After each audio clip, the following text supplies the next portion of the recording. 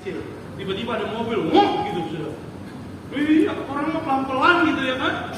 Cuma ngok gitu. Terus saya kan ngerem, saya klakson tim gitu. Klaksonnya cuma tim gitu doang kok. Enggak di. Apalagi telolet. Emang mobil gua bus apa? Enggak, saudara. Cuma tim gitu doang karena ekspresi kaget, respon kaget. Dia buka kaca tuh. Saya lagi telepon orang sama ibu banget tuh. Dia buka kaca loh orang ini. Dia lihat saya bilang, goblok. Sudah mati saya yang goblok siapa? Dia lihat saya dengan mata marah, dia bilang, goblok. Lagi goblok. Dia saya buka kaca gitu saudara. Dia, ibu gembala, siapa yang goblok Markus? Maaf bu, itu bukan saya bu. Lagi ngobrol sama ibu gembala, tiba-tiba goblok. Itu ada orang tuh hampir serepetan, dia katain saya goblok. Oh ya udah sabar aja. Roh Kudus bilang sabar Markus. Yesus bilang balas Markus, balas. Kalau masih ada bego. Balas masih ada bego. Ya bukan hanya goblok, bego tolol masih banyak. Kata-kata mutiara itu masih banyak. Tapi kan saya ngapain saya balas? Iya kan saya senyum, saya bilang maaf ya Pak, goblok lo. Maaf ya Pak, goblok lo. Maaf ya Pak. Iya. Saya tutup kaca, saya bilang Tuhan tolong Tuhan. Pasti bisa. Amin. Aduh dasar bego itu orang.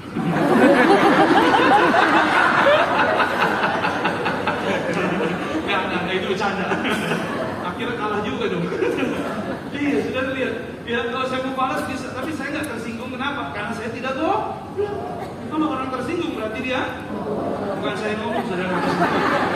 Hari ini saya mau bilang sebagai hamba Tuhan, saudara harus ada perjuangan. Kayak gampang lah, saudara. Dalam hati saya kalau zaman dulu sih gua belum bertobat sih, waduh, ya awas lo ya. Lu baru ngatain gua goblok ya. Masih ada B2 ya. Masih ada gua kata-kata kasar masih banyak, tapi saya mau bilang sama saudara hari ini sebagai hamba Tuhan, kita harus punya kemauan dan perjuangan. Amin. Iya, berjuang, nanti Roh Kudus akan memberi kita kekuatan. Coba ayat 4 tampilkan Pak. Kita harus sadar, 1 Korintus 6 ayat 20, yuk sama-sama. 2, 3, ya. Sebab kamu telah dan harganya telah. Karena itu muliakanlah Allah dengan apa? Sekali lagi lebih keras. 2, 3 ya. Sebab kamu telah dibeli dan harganya telah lunas dibayar.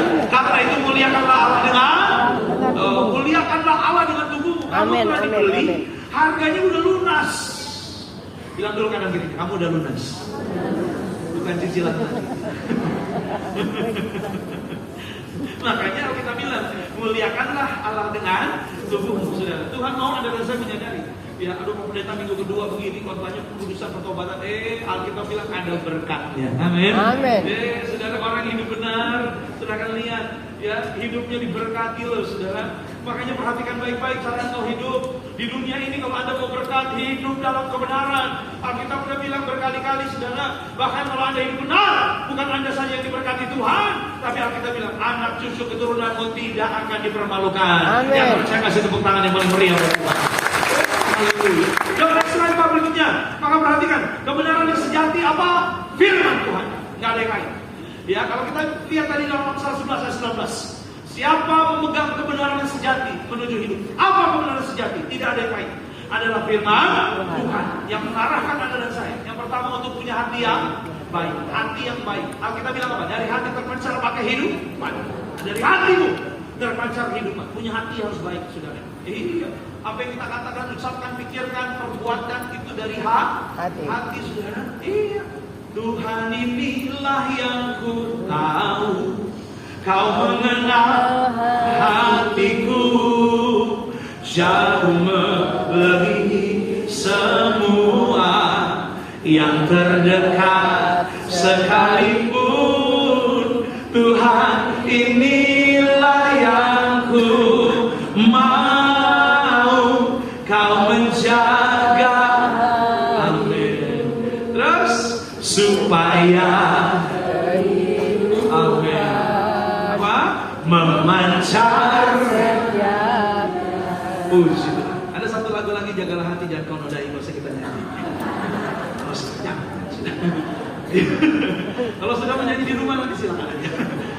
Tapi sudah lihat, ya Tuhan mau Anda dan saya jaga hati kita. Bahkan apa? Bahkan firman Tuhan mengajarkan Anda dan saya, perbuatan kita harus baik, saudara. Mohon maaf. Amin. Iya, saya harus tegas dari mimbar ini. Ya, perbuatan Anda dan saya harus baik. Tuhan melihat, mata Tuhan melihat apa yang kita perbuat. Hei. Oh, ini sekolah minggunya mau semua ya. Saya perhatikan baik-baik. Ya, Alkitab bilang loh, saudara. Ya, firman Tuhan itu membawa Anda dan saya kepada kebenaran. Gitu ya. Benarnya bukan menurut kita benar. Benarnya bukan menurut dunia benar. Tapi benarnya menurut Tuhan, menurut firman Tuhan benar. Amin. Kebenaran sejati adalah firman Tuhan. Makanya saya senang kalau ada jemaat tanya saya, Pak Pendeta, kalau ini sesuai firman nggak Pak? Pak Pendeta, saya kenal sama ada laki-laki Pak, bukan Kristen sih Pak. Saya udah deket sama dia Pak. Sesuai firman nggak ya Pak? Saya bilang enggak. Iya. Tapi dia baik loh Pak. Jangan. Banyak kok di gereja. Tenang aja kalau jodoh. Tuhan menciptakan Adam dan Hawa berpasangan. Tuhan juga punya rencana buat kamu. Amin. Tapi dia sering traktir saya loh Pak. Jangan. Tapi dia juga Pak pernah sih pukul saya. Ya jangan. Tapi saya sayang dia. Dalam hati gua dasar. Pendeta udah ngomong. Akhirnya saya kasih firman Tuhan, saudara. Wah, oh iya, sesuai firman ya Pak. Iya. Terus gimana dong Pak? Jangan. Nanti saya menangkan dia Pak. Nanti kamu yang dimenangkan.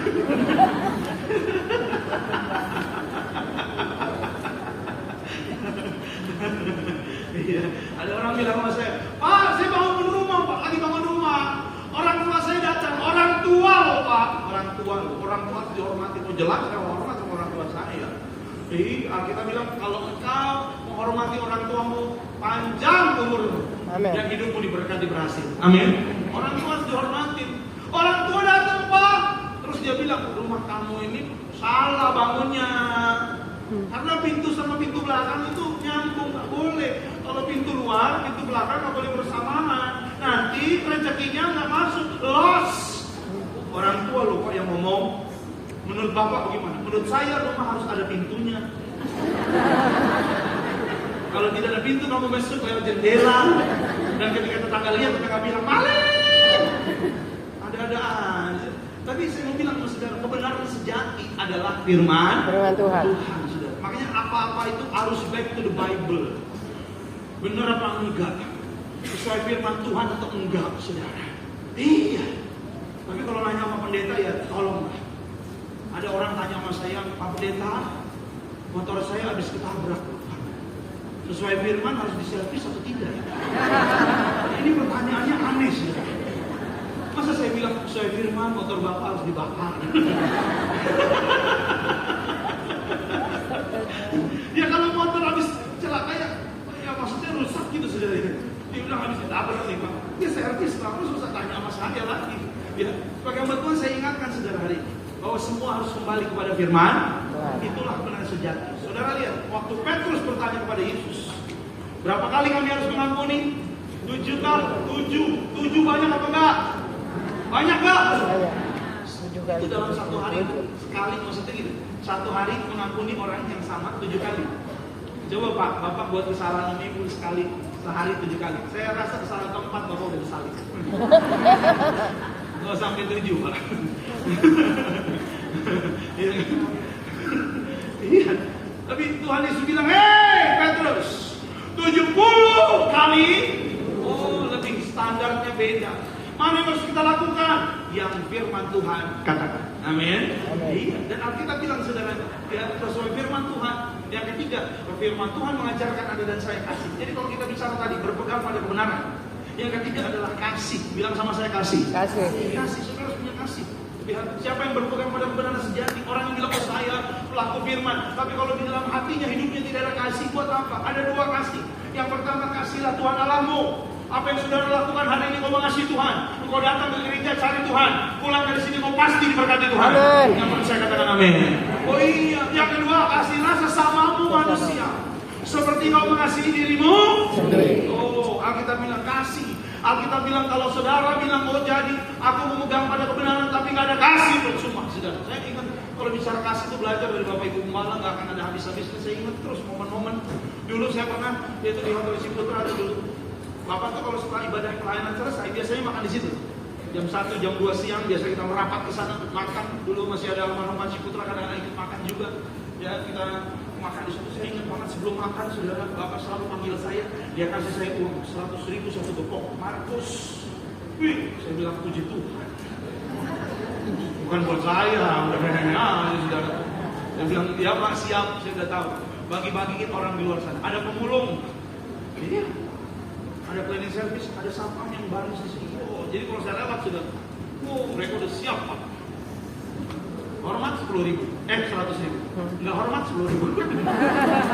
Nggak hormat. Iya, pemulung-pemulung di depan tuh saya bagi 100.000, 100.000. Iya. Ada yang lagi tidur, saya bangunin, bu, 100.000. Dari mana Pak? Uang kaget. Lihat ada kamera. Iya Pak, udah selesai sisanya saya pulangin. Pak, ini Pak, udah semua dapat Pak. Siapa udah dapat semua? Udah dapat Pak. Ada berapa sama? Ada 30. Dia jaga di sini semua. Tempat lain tidak dijaga. Pokoknya udah pagi udah selesai semua makan. Kesian, mereka mungkin belum makan. Mereka juga butuh. Oh, saya bilang mantap. Lo lihat selalu tiap hari nunggu kalau saya ke situ. Makanya kalau saya lewat sapa, siap. 100.000 loh. Tapi saya kena saudara. Kena apa ya? Kena inilah apa namanya salah perhitungan saudara. Jadi karena saya lihat makanan di situ enak, tengah minggu saja istri saya ke situ. Warga sapam udah siap. Oh, itu salah sih. Hari itu Bapak Ria juga ikut sama saya. Jadi ini dana ditanggung pribadi. Oh, yang ngantri udah banyak. Saya udah bilang mau waitersnya, Pak, ini jalan keluar lain ada nggak? Waitersnya bilang hadapi aja masalah tantangan Bapak. Karena jalan keluar hanya di situ. Semua udah ngantri di situ, saudara. Iya. Waduh, saya lihat, waduh Tuhan Yesus. Akhirnya udahlah saya bilang, kalau Bapak ini 100.000, saya 20.000 aja. Iya Pak, siapa? 20.000. Ada yang nanya, Pak, kok 20 Pak? Saya bilang, weekend, weekday, harga beda. Nonton bioskop aja begitu, beda harganya. Harga weekend sama weekday beda. Hari Minggu 100.000, tengah minggu 20.000. Kalau kali 30 orang mau main, saudara. Iya kan? Sampai mobil istri saya sampai nangis, sampai bilang, aduh kamu baik banget. Saya beruntung punya suami kayak kamu deh. Udah makan, bagi-bagi berkat lagi. Nanti kapan-kapan kita makan di sini lagi ya. Saya senyum. Dalam hati saya, aku tidak akan jatuh di lubang yang sama. Enak aja loh, nggak bakalan lagi gua. Minggu oke lah. Tapi saya mau bilang, kasih itu kalau ada Alkitab bilang ada yang memberi tidak kekurangan, ada yang menahan tidak akan pernah bertambah. Siapapun Anda punya kasih, berkat dari Tuhan tidak akan berhenti dalam hidup saudara. Amen. Yang percaya kasih tepuk tangan yang paling beri. Kalau saudara dia bilang, Pak, saya belum punya uang untuk mengasihi Pak. Ya kasihlah nasihat, kasihlah doa. Saya pernah dengar Pak Kabaraka, dia khotbah dia bilang, kalau saudara nggak punya apa-apa untuk dikasih, kasihlah doa. Dia bilang, hebat nih Pak. Kalau saudara nggak juga bisa kasih doa, mati aja loh. Nanti saya terakhirnya mengerikan nih. Tapi ini tuh, kehidupan adalah orang Kristen itu goalnya bukan hanya diberkati. Yang percaya katakan amin. Amin. Tapi jadi berkat. Makin banyak Anda mengasihi. Saya percaya Tuhan tidak akan pernah berhenti mengasihi. Tiap hari kasih berkat yang baru akan mengalir dalam hidup saudara. Yang percaya kasih tepuk tangan yang paling meriah untuk Tuhan. Makanya ayatnya bilang begini saudara, ya firman Tuhan Matius 7 ayat 24 27 saya buktikan bahwa yaitu kebenaran sejati adalah firman Tuhan. 2, 3, iya. Setiap orang yang mendengar perkataanku dan apa? Ia sama dengan orang yang apa? Yang mendirikan rumahnya di atas batu. Kemudian turunlah hujan dan datanglah banjir. Lalu angin melanda rumah itu. Tetapi rumah itu apa? Tidak roboh. Sebab didirikan di atas apa? Firman Tuhan adalah batu itu, saudara. Iya, tapi lihat perbandingannya. Ayat 26, 27 Pak. Yuk, 2, 3. Iya. Tetapi setiap orang yang mendengar perkataanku ini dan tidak, dia sama dengan orang bodoh yang mendirikan rumahnya di atas pasir. Kemudian turunlah hujan, datanglah banjir, lalu angin melanda rumah itu sehingga apa? Roboh rumah itu dan hebatlah Pak. Dalam ngeri nggak? Dalam bahasa aslinya, sehingga robohlah rumah itu dan binasa. Binasa. Bayangin artinya apa? Mati. Maka perhatikan baik-baik. Ya, firman Tuhanlah yang menjadi kebenaran sejati. Makanya segala sesuatunya di-compare lah sama firman Tuhan. Disamakan. Jangan saudara sesuai saya ini benar Pak. Kalau menurut saya ini benar Pak. Kalau menurut yang pernah saya dengar ada orang hebat bilang ini benar Pak. Kalau nggak sesuai firman, no. Tapi kalau sesuai firman, go. Karena saya percaya di dalamnya ada berkat. Alkitab bilang sama kok, tantangannya apa? Banjir, hujan, tantangannya sama angin. Ya, datanglah banjir, ya hujan, lalu angin. Sama, orang yang melakukan firman juga. Ada hujan, ada banjir, ada angin. Tapi perbedaannya, yang hidup dalam firman Tuhan, dia tetap hidup, dia tidak binasa, dia tetap tidak mati, saudara. Kenapa? Karena dia berdiri di atas batu firman Tuhan, kebenaran yang memberikan andalan saya kehidupan. Yang percaya kasih tepuk tangan yang paling beri. Itu sesuai firman. Bilang dia kanan kirinya sesuai firman. Sesuai firman. Iya. Sesuai firman aja, saudara. Supaya apa? Supaya Anda dan saya hidupnya diberkati Tuhan. Amin. Iya, tapi jangan mainkan firman Tuhan. Amin. Amin. Iya, sesuai firman. Ada teman saya, saudara, dia pasang status di WhatsApp. Dia lupa kalau dia temenan WhatsApp, ya kan? Nomornya saya save, dia save nomor saya lihat tuh WhatsAppnya. Ya, teman lama, bukan teman pelayanan. Ya, teman lama, saudara. Dia posting, saudara. Lagi mabuk-mabuk minum anggur. Terus dia tulis di situ. Ya, Silas berkata kepada Paulus, sekali-kali kamu harus meminum anggur agar baik pencernaan. Saya bilang, kau, apakah kau Paulus? Dia bilang, mohon maaf loh, hilaf. Jawabannya hilaf. Firman Tuhan itu adalah berkat untuk Anda dan saya. Amin. Dia akan membuat Anda dan saya hidup. Maka itu perhatikan cara hidup saudara. Kalau saudara hidup dalam firman Tuhan, hidupmu dalam kebenaran sejati. Amin. Engkau tidak akan mengalami kematian. Kematian di sini artinya mati bahagianya, mati berkat, mati hidupnya. Tapi saudara yang hidup, saudara hidupmu bahagia, hari-harimu sukacita. Jadi pelaku firman pasti happy. Yang mau katakan amin. Hari-harimu bahagia. Dan Alkitab bilang suatu hari kelak Anda dan saya pesta di surga. Karena Alkitab bilang bukan yang berseru Tuhan Tuhan yang akan diselamatkan, melainkan yang melakukan perintahku. Yang mau katakan amin. Maka itu kita akan belajar ada dua hal simpel. Yuk kita lihat sama-sama. Kenapa Tuhan selalu ingatkan? Hari ini Tuhan ingatkan lagi. Pasti Anda bilang, Pak, saya sudah sering juga dengan pertobatan. Tapi Anda harus sadar, kenapa Tuhan mau Anda dan saya selalu ingat, selalu berpegang pada kebenaran dan sejati. Karena ada dua hal penting. Yang pertama, Pak, kasihnya besar. Karena kasihnya besar. Dan dia memberikan kesempatan kita bertobat ketika kita masih apa? Hidup. Ketika masih hidup. Di sini semua masih hidup? Ada yang setengah mati? Yang penting masih hidup, Pak. Saya doa saudara hidup dan diberkati Tuhan. Kita lihat dulu ayatnya. Yuk, yang percaya dikasih Tuhan, sama-sama semangat baca. 2, 3, iya. Barang siapa ia ditegur, sebab itu relakan hatimu dan apa? Sekali lagi 2, 3, iya. Barang siapa aku kasihi, ia ditegur dan kuhajar, sebab itu relakan hatimu dan apa? Dan bertobat. Selagi masih hidup, kalaupun kita ditegur Tuhan, kita diajar Tuhan, mungkin ini keras. Tapi Tuhan mau Anda dan saya bertobat. Amin. Oh Tuhan, pakailah hidupku selagi aku masih kuat. Bila saatnya nanti ku tak berdaya lagi, hidup ini sudah jadi berkat. Sekali lagi sama-sama. Oh Tuhan, pakailah hidupku selagi aku masih kuat. Bila saatnya nanti ku tak berdaya lagi, hidup ini sudah jadi berkat. Coba selanjutnya Pak, Tuhan Yesus bilang apa? Yuk, Matius 4 ayat 17. 2, 3, iya. Sejak waktu itu Yesus memberitakan bertobatlah sebab apa? Kerajaan sorga sudah apa? Dekat, saudara. Yes. Kerajaan sorga sudah dekat. Ini bicara soal apa? Yang pertama, kita nggak tahu kapan Tuhan datang. Amin. Gitu. Nggak ada yang tahu. Yang kedua, kita nggak tahu kapan kita mati. Nggak ada yang tahu. Nah loh, maka itu Alkitab bilang, selagi kita masih hidup, pakai sisa hidup Anda dan saya untuk hidup dalam bertobat. Kalau saudara tanya kapan Tuhan datang, saya nggak tahu. Pak, kapan saya mati? Nggak tahu. Tuhan yang tahu. Jadi ada oma dia tanya sama pastor, kapan Tuhan datang? Pastor yang bilang nggak tahu oma. Nanti Tuhan datang sesuai waktunya Tuhan saja. Oma ini marah, dia bilang, oh pastor dari dulu jawaban begitu ya. Dari oma masih perawan dibilang Tuhan akan datang. Oma udah punya anak, Tuhan datang. Oma udah punya cucu cicit, Tuhan akan datang. Sampai sekarang oma udah umur, Tuhan datang. Mana Tuhan datang?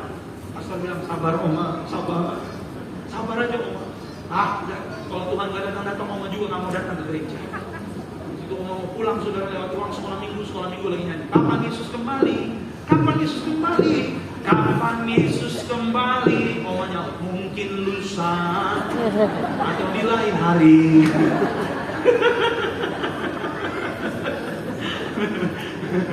Oma ini udah kepahitan nih. Kebutuhan gak datang. Satu ayat lagi Pak, coba tampilkan ayatnya. Yuk, saudara harus paham ini ya. Ibrani 9 ayat 27 28. 2, 3, ya. Dan sama seperti manusia ditetapkan untuk apa? Sesudah itu apa? Dihakimi. Mati hanya satu kali. Dan sesudah itu dihakimi. Ayat 28 ya Pak. Coba, yuk, semangat. Demikian pula Kristus hanya satu kali saja mengorbankan dirinya untuk menanggung dosa banyak orang. Sesudah itu ia akan menyatakan dirinya sekali lagi tanpa menanggung dosa untuk menganugerahkan apa? Keselamatan kepada mereka yang apa? Kepada mereka yang menantikan dia. Makanya gini, Tuhan Yesus nanti datang lagi Pak. Bukan lagi untuk berkorban untuk Anda dan saya. Sudah selesai. Di atas kayu salib Tuhan bilang sudah selesai. Yang Tuhan datang nanti yang kedua, dia mau menganugerahkan keselamatan bagi orang-orang yang menantikan, artinya yang bertobat, yang hidupnya dijaga, saudara. Itu hari sebagai apa Tuhan saya ingatkan sekali lagi. Selagi kita masih hidup, pakai kesempatan hidup untuk bertobat. Amin. Iya loh, kalau udah mati jangan bisa. Kalau saudara lihat apa di Alkitab, namanya Lazarus miskin. Alkitab lihat saudara, ya menggambarkan ada orang kaya dan ada Lazarus miskin. Saudara, ketika Lazarus di depan rumah orang kaya itu nggak peduli sama dia, sampai akhirnya Lazarus mati. Akhirnya orang kaya itu juga mati. Dan Alkitab bilang orang kaya itu karena jahat dia tidak masuk dalam kerajaan surga. Tapi Lazarus ada di pangkuan Bapak Abraham. Lalu Lazarus dia hidupnya masuk dalam kerajaan Allah. Gambaran surga. Orang kaya itu bilang apa? Abraham, Bapak Abraham, biarlah Lazarus menculupkan ujung jarinya untuk menyejukkan lidahku. Abraham bilang apa? Gak bisa. Jauh. Ada jurang yang tak terseberangi. Kamu di sana. Dan kamu di sana. Aku di sini. Jadi gak bisa. Ya, ada orang bilang nanti kalau udah mati ada pertobatan setelah kematian. Gak ada cerita. Alkitab sudah tulis dengan jelas, dengan tegas. Waktu Anda dan saya masih hidup, bertobatlah. Ketika kita masih hidup. Saya pernah doain seorang ibu, suaminya kesian, udah koma sekarang. Pak Alexander sudah, bukan Alexander Simanjuntak ya.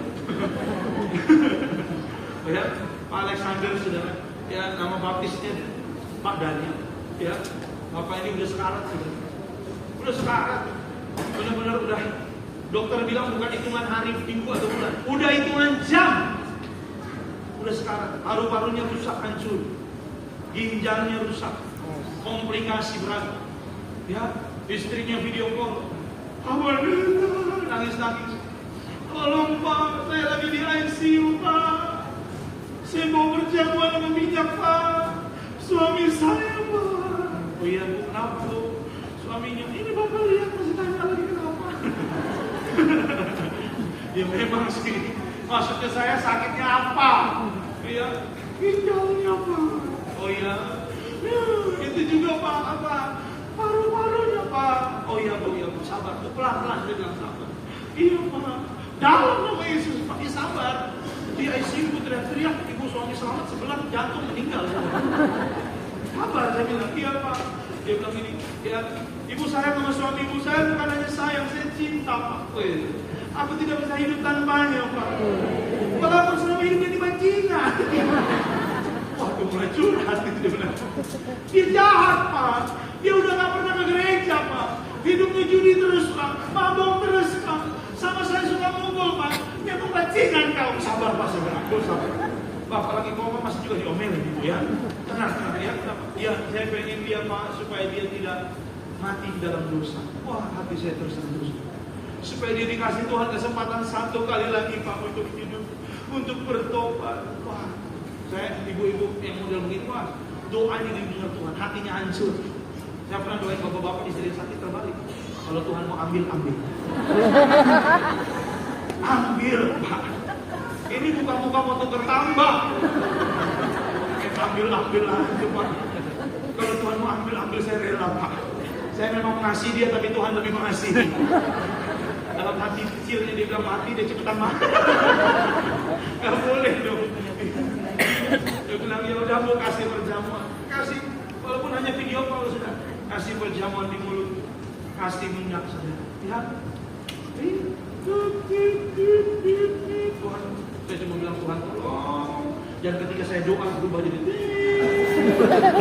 pasti keluarga bilang dasar pendeta pencabut nyawa. Dia ngeri loh, dengan suara gitu. Tuhan tolong. Tapi saudara, inilah kalau Tuhan udah berkehendak, kehendaknya pasti jadi. Amin. Rencananya pasti jadi. Ya. Bapak ini saudara bangun dari komanya, akhirnya pindah ke ruang perawatan, akhirnya pulih saudara. Luar biasa pertolongan Tuhan, pulih, makin pulih, bisa pulang ke rumah, akhirnya bisa ke gereja. Walaupun memang pemulihan masih pakai kursi roda, dia datang ke gereja, dia beribadah bersama keluarganya saudara. Memang sekitar 3-4 bulan kemudian Tuhan memanggil dia. Bukan karena saya, jangan begitu tatapan saudara. Saya akan curiga, oh ternyata cuma pending ya Pak Pendeta ya. Tapi kan 3-4 bulan itu ada kesempatan dia untuk bertobat. Amin. Dia tidak mati ketika dalam dosanya, tapi dia bertobat. Dan saya mau bilang kepada saudara, kesempatan ada dan saya sekarang masih hidup. Bersyukurlah. Dijadikanlah hidup kita benar, maka hidupmu pasti akan diselamatkan. Amin. Dan di bumi diberkati. Yang mau kita kasih tepuk tangan yang paling meriah. Bapak itu untuk masih ada istrinya yang mau berdoa loh. Kalau nggak ada bagaimana? Iya, makanya beberapa kali video call.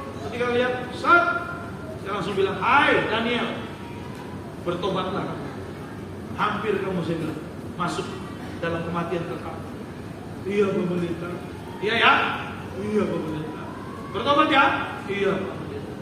Jangan minum-minum lagi. Enggak Pak, sekarang cuma air putih. Bagus. Ya, jangan lagi kasar sama istri. Iya Pak Pendeta. Iya. Kalau udah begitu masih juga nggak bertobat, waduh keterlaluan ini orang. Tapi saya mau bilang sama saudara hari ini, kesempatan kita masih hidup. Amin. Hari ini pakai. Amin. Agar hidup Anda dan saya melihat keselamatan. Amin. Yang mau katakan amin. Amin. Yang kedua, saudara, ayo perhatikan baik-baik. Kenapa Tuhan mengasihi Anda dan saya? Mau kita bertobat selalu kita diingatkan. Karena Dia memberi pengampunan. Jadi, Pak, saya diampuni nggak Pak? Yes, diampuni. Ya, kita lihat. Dia memberi pengampunan dalam pertobatan dan Dia menyediakan rancangan pemulihan untuk Anda dan saya hidupnya benar. Yuk ayatnya Pak boleh tampilkan. Yesaya 55 ayat 7-8. Sama-sama 2, 3. Ya. Baiklah orang fasik meninggalkan dan orang jahat meninggalkan. Baiklah yang kembali kepada Tuhan, maka Dia akan menasihatinya, dan kepada Allah kita, sebab Dia memberi pengampunan dengan apa? Limpahnya. Ayat yang ke-8 next. Sebab rancanganku bukanlah dan jalanku bukanlah, demikianlah firman. Alkitab bilang sudah. Ya, karena gitu, Dia menyediakan pengampunan. Dihapuskan dosaku hanya oleh darah Yesus. Aku pulih dan sembuh hanya oleh darah Yesus. Sama-sama yuk. Oh darah Tuhanku, sumber pembasuhku, sucilah hidupku. Apa? Hanya oleh darah Yesus. Jadi kalau ada orang tanya, Pak saya diampuni gak? Yes, absolutely yes. Dosamu diampuni. Pak dosa saya banyak Pak, diampuni. Dan Dia bukan hanya sediakan pengampunan, gini loh. Artinya apa? Harus diakui. Akui dosamu.